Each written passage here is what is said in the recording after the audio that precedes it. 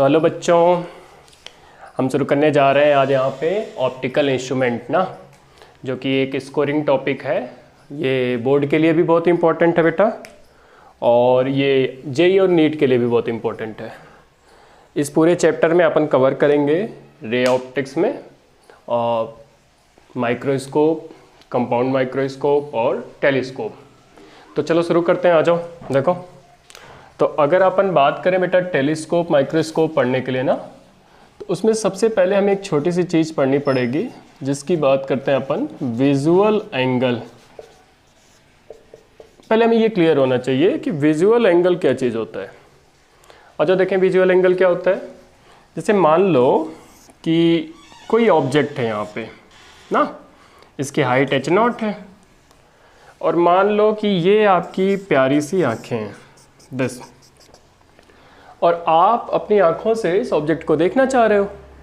तो हो क्या रहा होगा यहाँ पे कि ऑब्जेक्ट से एक रेज ऐसे निकली होगी, आपकी आँखों पे जा रही होगी। तो आप अगर ध्यान से देखोगे तो हॉरिजॉन्टल से एक एंगल बन रहा है। इस ऑब्जेक्ट ने आपकी आँखों के ऊपर एक एंगल बनाया हुआ है। ये जो एंगल होता है ना, इसी को अपन बोलते हैं visual angle.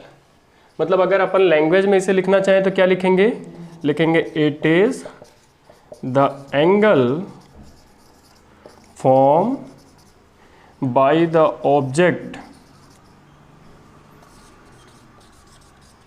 On human eyes. Human eyes पे कोई भी ऑब्जेक्ट कितना एंगल फॉर्म करता है, इसी को अपन विजुअल एंगल बोलते हैं। अब अगर इसकी वैल्यू निकालने की कोशिश करें तो आ जाओ, देखो इसकी वैल्यू कितनी होगी। देखो, अगर मैं मान लेता हूं कि ये दूरी यहां से बेटा x है, तो ये एंगल जो होता है ना बेटा, ये बहुत छोटा होता है। तो जब एंगल बहुत छोटा होता है तो अपन क्या करते हैं, tan थीटा बराबर थीटा। तो इस केस में अगर लिखेंगे तो थीटा बराबर में आ जाएगा बेटा h0 डिवाइड बाई x। ये अपना यहाँ पे विजुअल एंगल आ जाएगा। अब ये जो थीटा है ना बेटा, यही थीटा रिस्पॉन्सिबल होता है ऑब्जेक्ट को देखने के लिए। ये ऑब्जेक्ट दिखाई देगा कि नहीं देगा और डिपेंड करेगा इस थीटा की वैल्यू पे, क्योंकि भगवान ने हमें जो आंखें दी है ना, उस पर एक लिमिट लगा दी है उन्होंने। और लिमिट क्या है, आ जाओ फील करें। भगवान ने जो हमें आंखें दी उस पर लिमिट लगाया कि देखने के लिए ये जो थीटा होना चाहिए ग्रेटर देन 1 मिनट होना चाहिए। अगर आप किसी ऑब्जेक्ट को देख रहे हो और आप चाहते हो कि वो दिख जाए, तो इस ऑब्जेक्ट ने जितना एंगल बनाया आपकी आंखों पे, वो एंगल 1 मिनट से ज़्यादा होना चाहिए। जब ये एंगल 1 मिनट से ज़्यादा होगा तो ये ऑब्जेक्ट दिखाई दे जाएगा, और अगर ये एंगल 1 मिनट से कम होगा तो दिखाई नहीं देगा। अब बात अगर करें अपन ऐसा क्यों होता है, तो इसका लॉजिक मैं आपको दूंगा वेव ऑप्टिक्स में, जब अपन वेव ऑप्टिक्स में डिफ्रैक्शन पढ़ाएंगे। अभी के लिए आपको ये एक्सेप्ट करना पड़ेगा कि थीटा ऐसा होता है। तो सपोज करो कि कोई ऑब्जेक्ट ऐसा है जो अपने पास ऐसे किसी डिस्टेंस पे रखा है x दूरी पे, और आपने उसको देखा, ये विजुअल एंगल इतना है, और इस विजुअल एंगल की वैल्यू मान लो 1 मिनट से कम आ गई। तो आप क्या करोगे, आप इस ऑब्जेक्ट को पास खिसकाओगे। पास खिसकाने से होगा क्या कि ये x घटेगा, x अगर घटेगा तो थीटा बढ़ेगा, और थीटा अगर बढ़ेगा और थीटा मान लो 1 मिनट या 1 मिनट से ज़्यादा हुआ तो आप उसे देख लोगे। बट अगर थीटा 1 मिनट से कम रहेगा तो बाद में बात करेंगे उस पर कि क्या करना चाहिए। तो मैं ये निकालना चाह रहा हूँ बेटा कि अगर ऑब्जेक्ट को पास लाएं तो मैक्सिमम विजुअल एंगल कितना मिल सकता है अपने को, क्योंकि एक बार अगर मैक्सिमम विजुअल एंगल मिल जाएगा तो अपन आगे प्रोसीड कर लेंगे। तो जरा देखो, बताइए कि इस ऑब्जेक्ट को मैक्सिमम कितना पास ला सकते हैं। तो आपको पता है ना कि हमारी आंखों की जो देखने की जो सबसे लीस्ट अपने पास डिस्टेंस होती है वो होती है 25 सेंटीमीटर, जिसे अपन कैपिटल D से रिप्रेजेंट करते हैं। तो अगर मैं चाहता हूँ कि ये ऑब्जेक्ट मुझे दिखाई दे, तो इस ऑब्जेक्ट को मैं मैक्सिमम 25 सेंटीमीटर तक ला सकता हूँ बस। तो जब मैं 25 सेंटीमीटर पे ला के रखूँगा तो मेरी आँखों पे ये इतना एंगल बनाएगा, और मैं मान लेता हूँ कि ये दूरी जो है अपने पास, दिस इज कैपिटल D है ना। इससे पास ला दोगे तो अपनी आंखों से ये बात दिखना बंद हो जाता है। वो क्यों बंद होता है, उसका एक कंस्ट्रेंट है, अपन उस पर नहीं जा रहे हैं। तो अगर मैं ये एंगल लिखूं कि ये मैक्सिमम एंगल है कितना, इस मैक्सिमम एंगल को मैं थीटा नॉट बोलता हूँ। तो जो थीटा की वैल्यू होगी थीटा मैक्स, उसको मैंने बोला थीटा नॉट, और ये वैल्यू आ जाएगी h0 बाई D। मतलब कोई भी ऑब्जेक्ट जो मेरी आंखों पे मैक्सिमम एंगल बनाएगा उसकी वैल्यू होती है h0/d, जहाँ d बराबर में अगर बात करोगे तो ये होता है 25 सेंटीमीटर और h0 तो ऑब्जेक्ट की हाइट है। अब सपोज़ करो कि एक ऑब्जेक्ट को आप ला करके d पे रखें और मान लो कि ये एंगल 1 मिनट या 1 मिनट से ज़्यादा बन गया, तो आप इसे नेकेड आई से देख लोगे, फिर तो ये दिख गया, फिर तो कोई दिक्कत ही नहीं है। लेकिन अगर फील करो कि ये एंगल 1 मिनट से कम आ जाए, आपने इसको बहुत दूर था, पास लाए, बेचारे को यहाँ रखा, एंगल 1 मिनट से अभी भी कम आ गया, तो अगर एंगल 1 मिनट से कम आ गया तो ये दिखाई देगा कि नहीं देगा? नहीं देगा, सिंपल सी बात है। क्यों? क्योंकि भगवान ने हमारी आंखों पे ऐसी कंडीशन लगा दी है।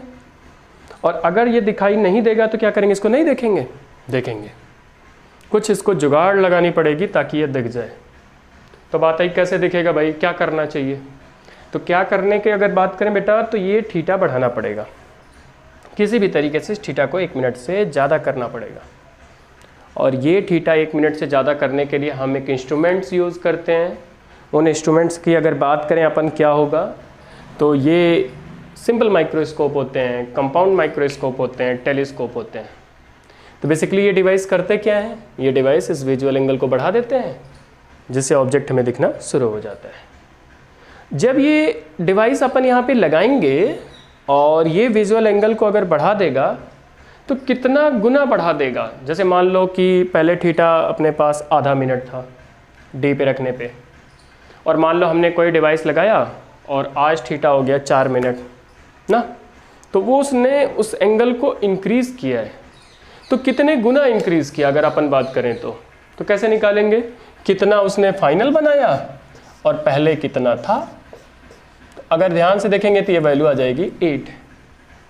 ये जो वैल्यू आई ना, इसी को बोलते हैं मैग्नीफाइंग पावर। मतलब मैं आपसे बात करना चाह रहा हूँ कि क्या मैग्नीफाइंग पावर क्या चीज़ होती है। चलो एक बार प्रोसीड करें, मैग्नीफाइंग पावर देखते हैं। मैग्नीफाइंग पावर क्या चीज़ है? देखो जरा हेडिंग डालो आप एक बार, मैग्नीफाइंग पावर m.f ना, मैग्नीफाइंग मैं पूरा लिख देता हूँ पावर। तो देखो किसी इंस्ट्रूमेंट का मैग्नीफाइंग पावर कैसे डिफाइन करते हैं? तो मैग्नीफाइंग पावर को अपन डिफाइन करेंगे m.f बराबर थीटा इंस्ट्रूमेंट। उस इंस्ट्रूमेंट ने आपकी आंखों पे कितना एंगल बनाया डिवाइड बाई थीटा नॉट ना, maximum visual angle on naked eyes. जो थीटा इंस्ट्रूमेंट है वो होगा angle made by instrument on the human eyes, और ये जो थीटा नॉट होगा बेटा, it is the maximum visual angle. और जितना गुना अगर इसे बढ़ा देगा वही उस इंस्ट्रूमेंट की मैग्नीफाइंग पावर है। और अगर अपन ईमानदारी से बात करें इसकी यूनिट क्या होगी बेटा? यूनिट तो आपको पता है ना, ये एंगल बाई एंगल है, तो ये क्या चीज़ होगा? यूनिटलेस। इसकी तो कोई यूनिट नहीं होगी और डायमेंशनलेस भी होगा ये, इसकी कोई डायमेंशन भी नहीं होगी।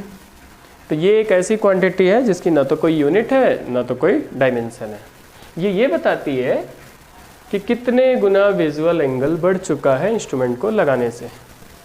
और ऐसा कर कौन रहा होगा? माइक्रोस्कोप, कंपाउंड माइक्रोस्कोप और टेलीस्कोप, ये डिवाइस है। तो बेसिकली हम करने क्या वाले हैं?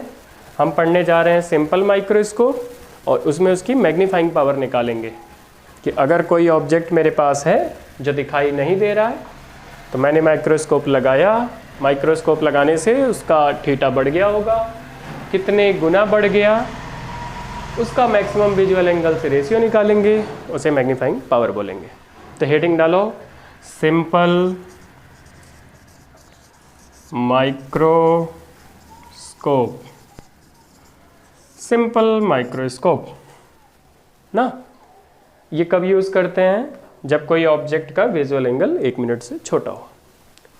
तो चलो देखो, मान लो, देखो सिंपल माइक्रोस्कोप कुछ नहीं होता है। इसमें क्या होता है कि एक ऐसे कॉन्वेक्स लेंस होता है, आपको पता है कि कॉन्वेक्स लेंस ऐसे दिखाई जाता है, और इसका कुछ अपना एक फोकस होगा, और एक ऑब्जेक्ट रखते हैं इसके सामने ऐसे। यहाँ पे मान लेते हैं कि इसकी हाइट है h0, और इसको इसके फोकस के जस्ट अंदर रखते हैं। क्यों अंदर रखते हैं उसका लॉजिक दूंगा मैं आपको।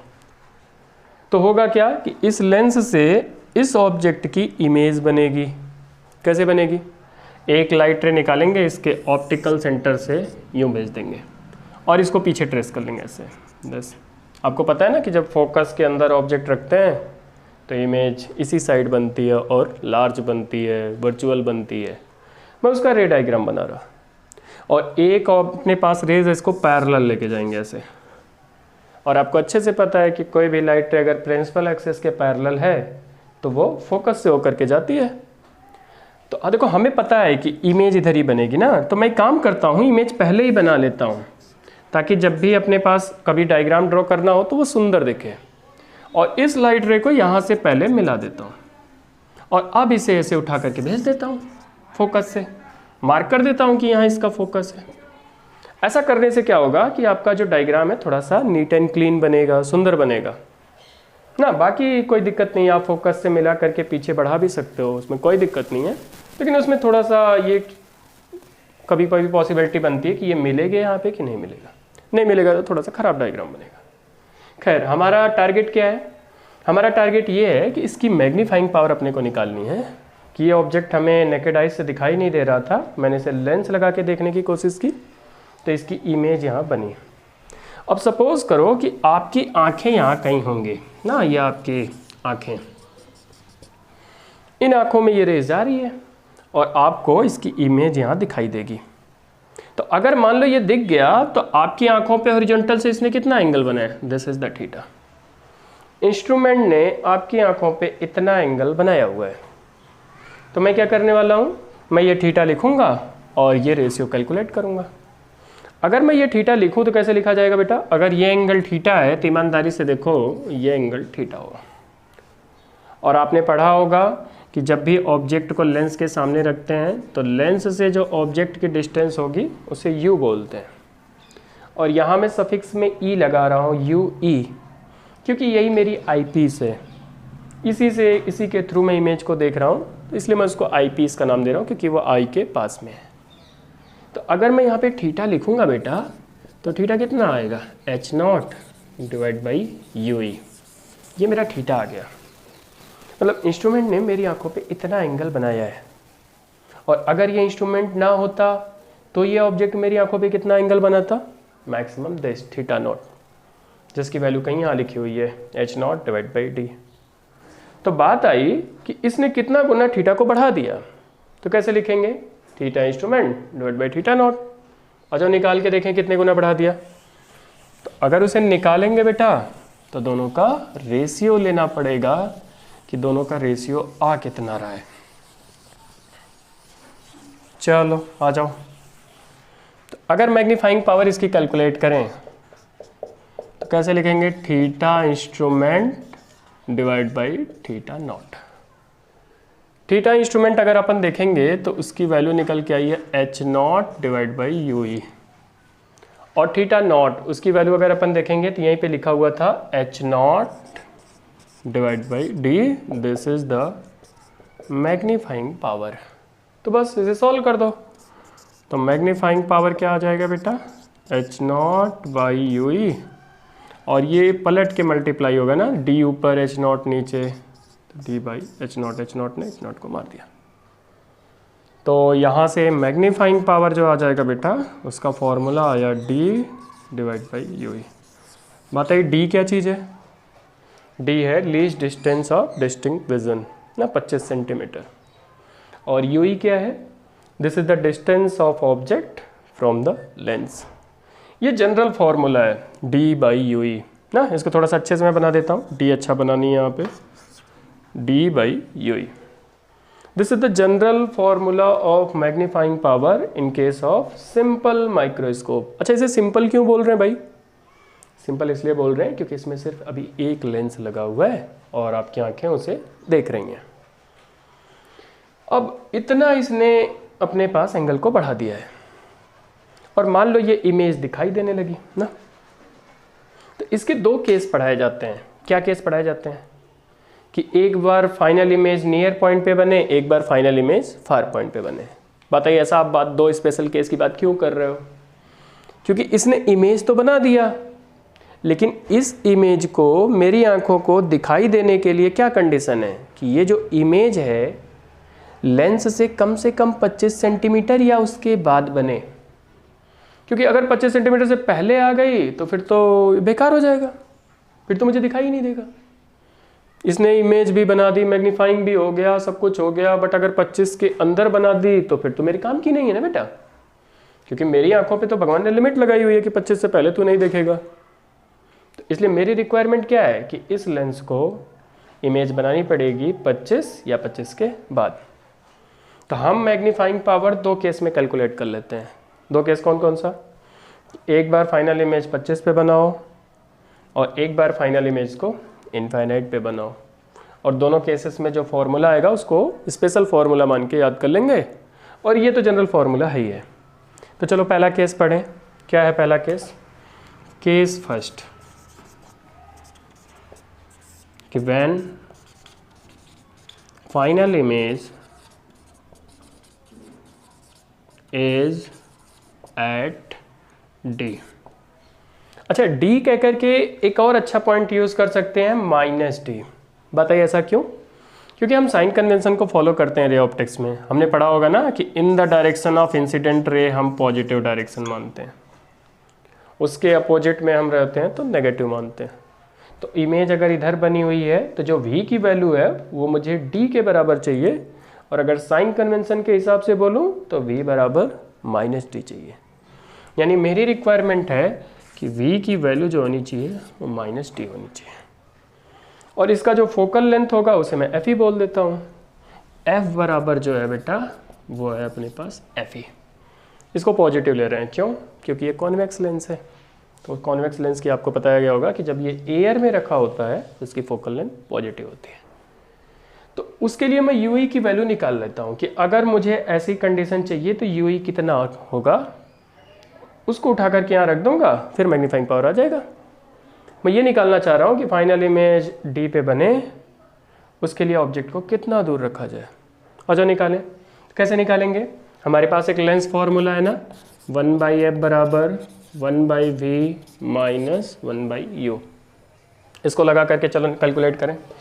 तो अगर इसे लगा करके मैं कैलकुलेट करूँगा बेटा, तो देखो मुझे निकालना है u। इसको इधर बुला लेते हैं, इसको इधर कर देते हैं। तो 1/u बराबर 1/v माइनस में 1/f। यहाँ से आएगा 1/u की वैल्यू मैंने बोला ui। अच्छा, जिसको निकालते हैं ना उसका साइन नहीं रखते हैं। कोई ये नहीं सोचेगा कि सर इसे हम -ui क्यों नहीं रखा। मैं इसे निकालना चाह रहा हूँ, अपने आप साइन लेके आएगा भी। और यहाँ पे आ जाएगा 1/v। v की वैल्यू है -d, माइनस में 1/d माइनस में 1/fe।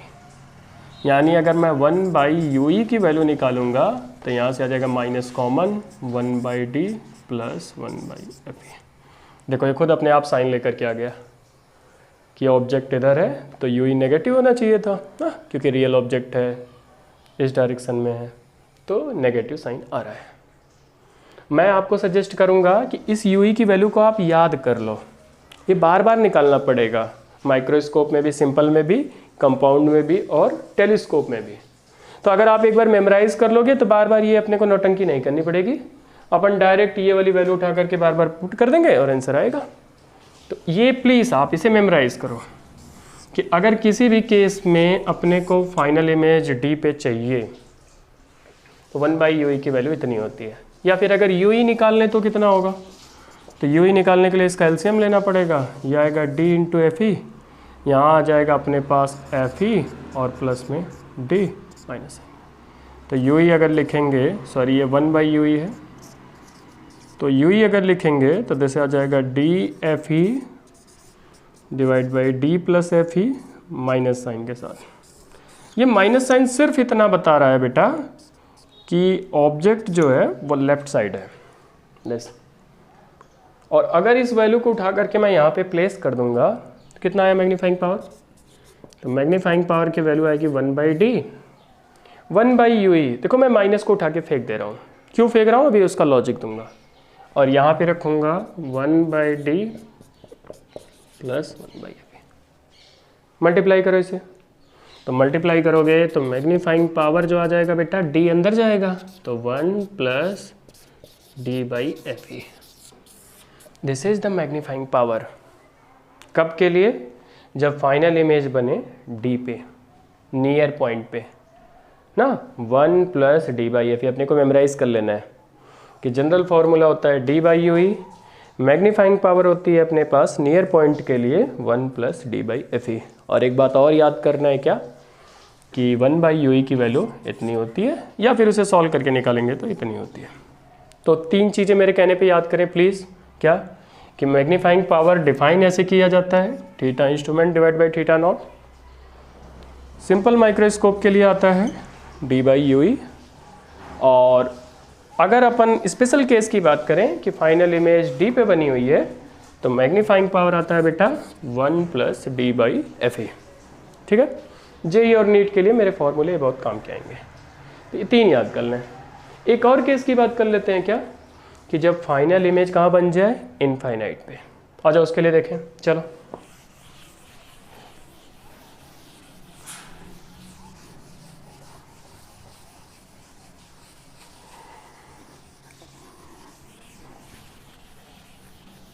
देखो, मैं बात करना चाह रहा हूँ कि फाइनल इमेज अपने को बनानी है इनफाइनाइट के सेकंड। इसमें अपने को बात करनी है व्हेन फाइनल इमेज इज एट इनफाइनाइट। इनफाइनाइट ना कर करके मुझे कहना चाहिए माइनस इनफाइनाइट ना, क्योंकि इमेज इधर बन रही है। अब आप समझ रहे होंगे मैं साइन कन्वेंशन से बोल रहा हूँ। तो मेरी क्या रिक्वायरमेंट है कि जो v अपने पास e की वैल्यू है दैट इज माइनस इनफाइनाइट होनी चाहिए, और जो f की वैल्यू है, सॉरी f की जो वैल्यू है वो अपने पास f के बराबर पॉजिटिव। उसके लिए अपने को ue निकालना है कि ue कितना है, ue बराबर दिस, ये निकाल लेना है। तो एक बार फिर से लेंस फॉर्मूला लगा के निकालने आ जाओ। तो क्या फॉर्मूला एक बार अब आप बोलो, चलो याद हो गया होगा, 1 बाई एफ बराबर 1 by V minus 1 by U. आपने 10th में भी पढ़ा होगा, पूरे चैप्टर में भी पढ़ा होगा, उसको अपन यहाँ यूज़ कर रहे हैं। तो अपने को यू निकालना बेटा, इधर भी लाओ। तो 1 बाई यू बराबर दिस इज, यह आ जाएगा 1 by V minus by F. तो रख दो ये डाटा। देखो v कितना रखेंगे, इनफाइनाइट, तो यह आ जाएगा 1 by U E is equal to minus 1 by infinite, और माइनस में 1 बाई एफ ई। तो ये तो हो जाएगा 0। 1 बाई इनफाइनाइट आपने मैथमेटिक्स में पढ़ा होगा 0 होता है। तो बात आई 1 बाई यू ई की वैल्यू कितनी आई, माइनस 1 बाई एफ ई। मैं फिर से माइनस साइन को उठा के फेंक रहा हूँ। क्यों फेंक रहा हूँ, अभी दोनों का एक साथ लॉजिक देता हूँ। तो मैग्नीफाइंग पावर कितना आ गया भाई, मैग्नीफाइंग पावर आ गया अपने पास d divide by F E. देखो अगर मैं माइनस साइन को लेकर के यहाँ चलूंगा ना, तो फॉर्मूला आएगा minus D by F E. तो बाद में जब आप क्वेश्चन सॉल्व करोगे ना, तो आपको बार बार कंफ्यूजन क्रिएट होगा कि कब साइन कन्वेंशन, किसका साइन लेना है किसका नहीं लेना है। मैंने ये जो फॉर्मूले बनाए हैं 1 plus D by F E, D by F E, इसमें कोई साइन नहीं रखना, कोई भी साइन नहीं रखना। सीधा वैल्यू रखनी है कि d बराबर 25, फोकल लेंथ अगर मान लो 10 सेंटीमीटर दी है तो 10 सेंटीमीटर, 25/10 2.5, सीधा आंसर आ जाएगा। क्यों? क्योंकि मैंने माइनस साइन, यहाँ पे जो साइन था उसको नेग्लेक्ट कर दिया, उठा करके फेंक दिया। तो जो मेरा आंसर आएगा वो भी विदाउट साइन आएगा। टेंशन ही नहीं लेना अपने को। तो अपने फॉर्मूला निकाल लिया है। क्या क्या फॉर्मूला निकाला भाई अपने को, आप बिल्कुल ये याद कर लेना। ये डेरिवेशन तो आपके बोर्ड के लिए काम आएगा, जेई और नीट के लिए तो सिर्फ आपको फॉर्मूले रिकॉल करने हैं। क्या फॉर्मूला है भाई, कि मैग्नीफाइंग पावर सिंपल माइक्रोस्कोप की लिखी जाती है d बाई यू ई, पहला formula, this is the general formula. दूसरा स्पेशल फॉर्मूला क्या है, कि मैग्नीफाइंग पावर नियर पॉइंट के लिए होती है 1 plus D by F E. दूसरा ये है बेटा। अगला फॉर्मूला क्या है फार पॉइंट के लिए, चलो बताओ, आप बताओ एक बार। मैग्नीफाइंग पावर फार पॉइंट के लिए है d बाई एफ ई ना, अभी तो निकाला था दिस और दिस। और इम्पोर्टेंट पॉइंट क्या है, क्या याद करना है यहाँ पे, कि इन सभी फॉर्मूलों में अपने को कोई भी साइन प्लेस नहीं करना है। Don't put any sign in this formula. इनमें तो बिल्कुल नहीं। इसके लिए अपन देखेंगे जब जरूरत पड़ेगी जनरल केस के लिए ना, कोई साइन कन्वेंशन नहीं। और एक चीज़ और आपको सजेस्ट किया था ना याद करने के लिए, क्या कि नियर पॉइंट के केस में 1/UE की वैल्यू -1/D + 1/FE होता है। और ये वाला तो ऑब्वियस है, आपको पता है, आपने बहुत अच्छे से रट रखा कि फाइनल इमेज इनफाइनाइट पे तब बनती है जब ऑब्जेक्ट कहाँ हो, फोकस पे ना। आपने 10th क्लास में पढ़ा होगा, हर जगह पढ़ा होगा कि ऑब्जेक्ट को फोकस पे रखेंगे तो इमेज इनफाइनाइट पे बनती है। तो ये इतने फॉर्मूले अपने को याद कर लेने हैं और बस क्वेश्चन करके प्रैक्टिस कर लेना है। मैं गारंटी ले रहा हूँ कि एक भी क्वेश्चन आपका गलत नहीं होगा, एक भी क्वेश्चन सिंपल माइक्रोस्कोप का। तो 4 फॉर्मूले, कोई साइन कन्वेंशन नहीं, पक्की बात है। तो चलो इस पे क्वेश्चन प्रैक्टिस करते हैं ना, कुछ क्वेश्चन सॉल्व करके देखते हैं कि हमसे क्वेश्चन बन रहे हैं कि नहीं बन रहे। आ जाओ। तो मैं एक क्वेश्चन आपको देता हूँ, आप पहले ट्राई करोगे स्क्रीन को पॉज करके और फिर मैं उसका सलूशन आपको बताऊंगा। चलो आ जाओ। देखो एक क्वेश्चन लेकर के अपन प्रैक्टिस करते हैं।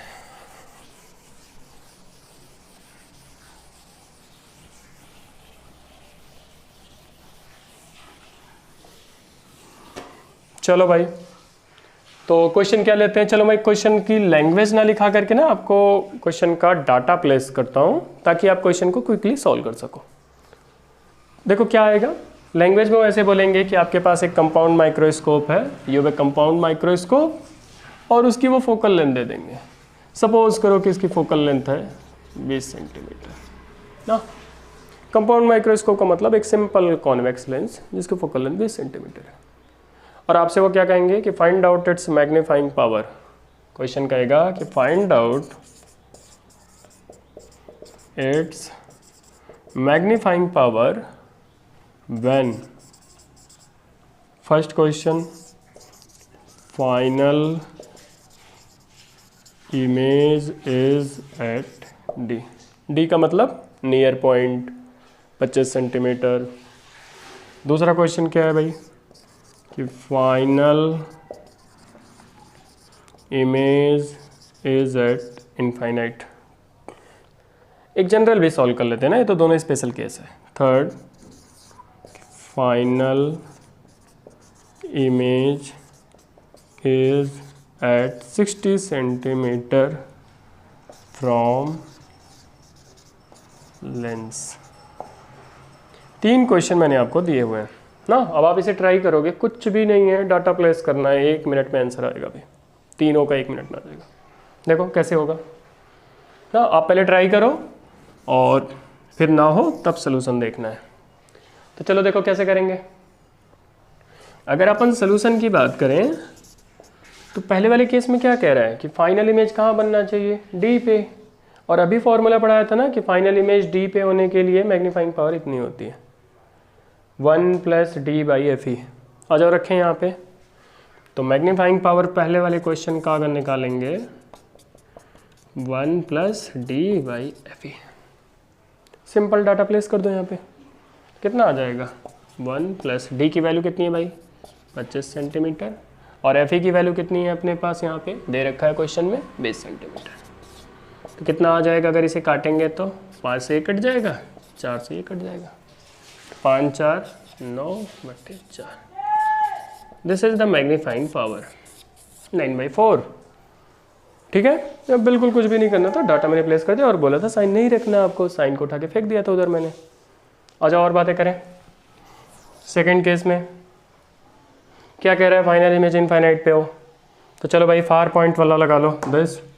तो सेकंड का अगर आंसर निकालेंगे मैग्नीफाइंग पावर बराबर कितना आता है D/FE। सिंपल सा 25 और डिवाइड बाई FE की वैल्यू कितनी है भाई 20। काट देंगे कितना आ जाएगा 5/4। और आप बताओ मुझे इसकी यूनिट होगी कि नहीं होगी, नहीं होगी ना। अभी बताया था मैग्नीफाइंग पावर की कोई यूनिट नहीं होती। क्यों, लेंथ बाई लेंथ, कटकुट खत्म, मार दिया भाई ने। चलो दूसरी बात करते हैं अपने पास। अगला केस क्या कह रहा है कि फाइनल इमेज 60 सेंटीमीटर पे हो। तो ये तो जनरल केस आ गया, तो general formula D by U ई। उसके लिए क्या करना पड़ेगा, देखो डी तो पता ही है, अपने को यू ई निकालना पड़ेगा कि यू ई है कितना। एक बार यू ई मिल गया, उठा के रख देंगे, आंसर आ जाएगा। तो क्या डिमांड क्या है क्वेश्चन की, क्वेश्चन कह रहा है कि भाई जो फाइनल इमेज हो वो कहीं यहाँ बने और ये दूरी हो जाए 60 पे। ये तो बेसिक चीज़ है। ऑब्जेक्ट अपने को पता करना है कितने पे रखा है, फोकल लेंथ दे रखा है और इमेज की डिस्टेंस पता है, तो लेंस फॉर्मूला लगा देते हैं। क्या क्वेश्चन की डिमांड है थर्ड में भाई, कि v बराबर -60 सेंटीमीटर। अब बात आई कोई सर आप माइनस यहाँ क्यों लगा रहे हो, साइन क्यों ले रहे हो? अरे मैंने ऐसा बोला कि इन फॉर्मूलों में नहीं रखना है, बाकी सब जगह तो साइन कन्वेंशन है ही है। आ जाओ, u की वैल्यू निकालना है, फोकल लेंथ हो जाएगी 20 सेंटीमीटर।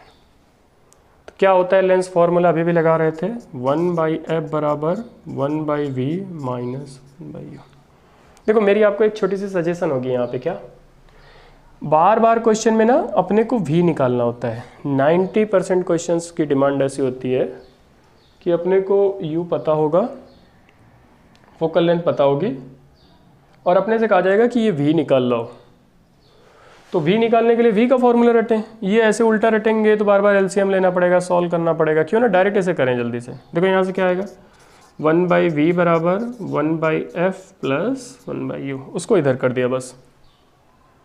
तो यहाँ से v बराबर कितना आएगा बेटा, uf divide by u plus f। मैं चाहता हूँ कि आप लेंस फार्मूला इस फॉर्मेट में भी रटें, ये याद करें, अच्छी बात है, आपको पहले से याद होगा। बट अगर ऐसे याद करेंगे तो थोड़ा सा क्विक होगा, 1 मिनट आपका बच जाएगा और एग्जाम में 1 मिनट बचाना बहुत बड़ी बात है। चलो यहाँ डाटा रख करके निकालें, u कितना होगा, कितना चाहिए v अपने को, -60। u तो निकालना ही है, जिसको निकालना उसका कोई साइन नहीं। फोकल लेंथ कितनी है भाई, 20, u की वैल्यू निकालना है, फोकल लेंथ है 20। चलो u ही निकाल के लाते हैं। तो देखो कट गया, दिस इज -3। सॉल्व करो इसे आगे, देखो कितना आ रहा है। इसे आगे सॉल्व करेंगे तो देखो यहाँ से सॉल्व करेंगे, यू ई इधर जाएगा तो यहाँ पे आएगा -3 times of you E, -3 multiply by 20 तो -60 बराबर में यहाँ आ जाएगा यू ई। तो इसको इधर लेके आओ तो -4 U E is equal to 60। U E की वैल्यू आई 60/4, कट जाएगा -15 सेंटीमीटर। मतलब अपने को क्लियर हो गया कि ऑब्जेक्ट अपने को कहीं यहाँ रखना पड़ेगा 15 सेंटीमीटर पे। ये 15 सेंटीमीटर है ना, और होना भी चाहिए। क्यों? क्योंकि मैंने बोला था ना फोकस के अंदर रखना है। फोकल लेंथ 20 है, यहाँ कहीं 15 अंदर आ गया। तो बस अपना काम हो गया, अपना तो क्वेश्चन सॉल्व हो गया। तो क्वेश्चन में अगर मैग्नीफाइंग पावर की बात किया था तो डी, साइन तो रखना नहीं है। साइन के साथ अगर आंसर मांगेगा तो साइन भी रख के बता देंगे, बट अपने को नहीं रखना भाई। चलो बिना साइन के निकाल रहे हैं। 25 यू ई की वैल्यू 15, तो 25/15 निकालेंगे तो कितना आ जाएगा, 5/3। This is the magnifying power ना। तो ऐसे सिंपल माइक्रोस्कोप में कुछ होता ही नहीं बेटा, कुछ भी नहीं। अगर आपका कॉन्सेप्ट क्लियर है तो ये with in a second solve होता है। 4 फॉर्मूले होते हैं ये जो आपके सामने लिखे हुए हैं, और उन पे बेस्ड ऐसे क्वेश्चन आता है। और क्वेश्चन में होगा क्या कि लेंस की फोकल लेंथ पता होगी, ये 2 स्पेशल केसेस और कभी ये जनरल केस। और अगर ये जनरल केस ये आ रहा है अपने पास तो ऐसे सॉल्व करके यू ही निकालेंगे, आ करके प्लेस कर देंगे, मैग्नीफाइंग पावर आ जाएगा। तो सारे क्वेश्चन ऐसे सॉल्व हो जाएंगे। तो इसमें हमारा फ़ायदा हुआ। फ़ायदा क्या हुआ भाई कि हमने माइक्रोस्कोप लगा करके ऑब्जेक्ट को देख लिया। और दिखा कैसे होगा, क्योंकि हमने जब माइक्रोस्कोप लगाया है तो उससे विजुअल एंगल बढ़ा था और विजुअल एंगल बढ़ गया तो दिख गया। ये भी तो केस हो सकता है ना कि आपने माइक्रोस्कोप लगाया, उसने विजुअल एंगल बढ़ाया, फिर भी ना दिखे। इसने विजुअल एंगल बढ़ाने के बाद भी एंगल 1 मिनट से कम हो जाए, आपकी आंखें उसे ना देख पाए तो छोड़ देंगे इसे? नहीं छोड़ेंगे तो बिल्कुल नहीं, अपन देख के रहेंगे। तो उसके लिए क्या करेंगे, अपन एक और लेंस लगाएंगे, वो भी मिल करके इसका साथ देगा। और एक और लेंस लगा देते हैं तो उस डिवाइस को अपन क्या बोलते हैं, कंपाउंड माइक्रोस्कोप। ये था सिंपल माइक्रोस्कोप। अपन एक लेंस और लगाएंगे तो बन जाएगा कंपाउंड माइक्रोस्कोप। उसने भी मैग्नीफाइंग पावर वगैरह निकालेंगे ना। तो